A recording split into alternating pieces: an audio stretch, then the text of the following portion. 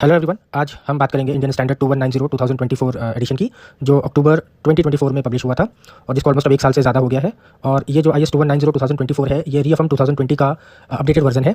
इसमें एक बहुत ही इंटरेस्टिंग क्लॉज ऐड हुआ है जिसका नंबर है एनेक्जर सी, और एनेक्जर सी में बताया गया है कॉम्पिटेंट पर्सन के बारे में। तो कॉम्पिटेंट पर्सन का मतलब होता है एक ऐसा इंडिविजुअल जो properly trend, practical experienced, independently assessed और टाइम टू टाइम रीवैलिडेटेड हो, जिससे कि फायर एक्सटिंग्विशर्स को सेफली, करेक्टली और एज पर स्टैंडर्ड सर्विस किया जा सके और लाइफ सेफ्टी और कंप्लायंस इंश्योर हो।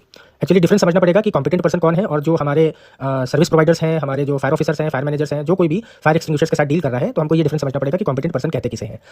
तो ये जो एनेक्जर है IS 2190 2024 में एनेक्जर सी है, उसमें फायर एक्सटिंग्विशर सर्विसिंग से जुड़े पर्सन की कॉम्पिटेंसी डिफाइन करी गई है। और इस एनेक्जर को जोड़ने का या ये जो कॉम्पिटेंट पर्सन वाला जो टॉपिक है, इसको ऐड करने से क्या होगा कि इससे प्रॉपर फोकस आएगा ट्रेनिंग के ऊपर, प्रैक्टिकल एक्सपीरियंस और इंडिपेंडेंट असेसमेंट पर आएगा। क्योंकि जो भी कॉम्पिटेंट पर्सन की कैटेगरी में आता है, वो उसके पास कम से कम 3 महीने का हैंड्स ऑन एक्सपीरियंस होना चाहिए और मिनिमम 32 आवर्स का स्ट्रक्चर्ड ट्रेनिंग कोर्स उसने कंप्लीट किया हुआ होना चाहिए। किस टॉपिक पे? फायर एक्सटिंग्विशर्स पे।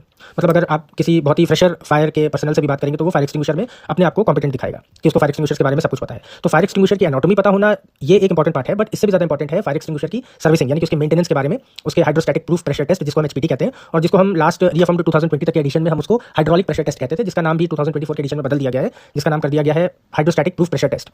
तो कॉम्पिटेंट पर्सन के पास कम से कम 32 घंटे का ट्रेनिंग कोर्स होना चाहिए, और वो भी किसी भी ऐसी नहीं कि कहीं पर मतलब किसी भी इंस्टीट्यूट से नहीं, कोई नेशनल रिकॉग्नाइज्ड इंस्टीट्यूट से ही उसका मतलब सर्टिफिकेशन कोर्स होना चाहिए।